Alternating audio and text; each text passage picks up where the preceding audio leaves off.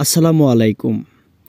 বিগত কয়েক সপ্তাহ থেকে বাংলাদেশে একটি থমথমে এবং অস্থিরময় পরিবেশ বিরাজ করতেছে। আর এই থমথমে এবং অস্থিরময় পরিবেশ বিরাজ করার পেছনে বাংলাদেশের হিন্দু সম্প্রদায়ের কিছু সংখ্যক মানুষ, সবাই না, কিছু সংখ্যক মানুষ কিন্তু ওতপ্রোতভাবে জড়িত। তারা চায় যে বাংলাদেশে যে অখণ্ড ভূমি রয়েছে বাংলাদেশে, সেই অখণ্ডকে তারা বিভক্ত করতে চাচ্ছে। তারা চাচ্ছে যে রংপুর অঞ্চল, একটা রংপুর বিভাগ যে রয়েছে, সেই রংপুর বিভাগ এবং চট্টগ্রাম বিভাগকে তারা সম্পূর্ণ আলাদা করতে চাচ্ছে বাংলাদেশ থেকে।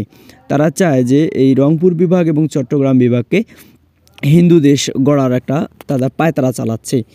এই পায়তারাটা শুধু তাদের না, সেটা হচ্ছে ভারতের মদতপুষ্ট যারা রয়েছে তাদের।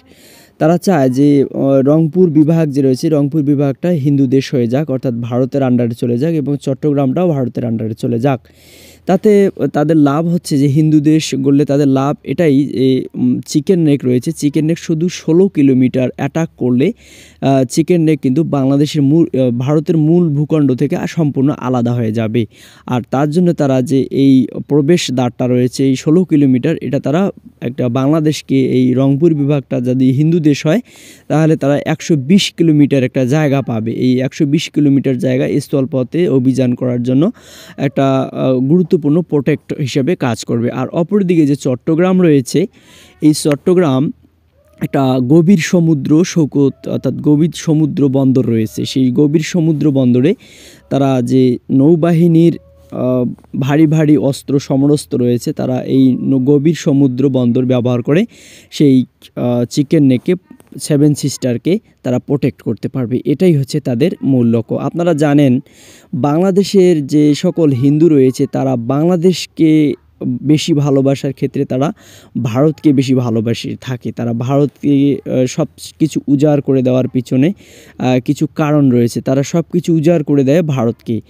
আপনারা জানলে অবাক হয়ে যাবেন যে লালমনিরহাটের যে একটা বিমানবন্দর রয়েছে, সেটি হচ্ছে এশিয়া মহাদেশের দ্বিতীয় বৃহত্তম বিমানবন্দর। আর এই বিমানবন্দরটি চালু করার জন্য বাংলাদেশের যে প্রধান উপদেষ্টা রয়েছে সেটিকে তিনি স্বাক্ষর করেছেন। এখন সেটির কাজ চলমান রয়েছে। আর এটিকে ঘিরে বর্তমান ভারতের একটা উস্কানি যে চলছে না, তারা কখন বাংলাদেশ ভারত করে, কখন বাংলাদেশকে তাদের করে নিচ্ছে।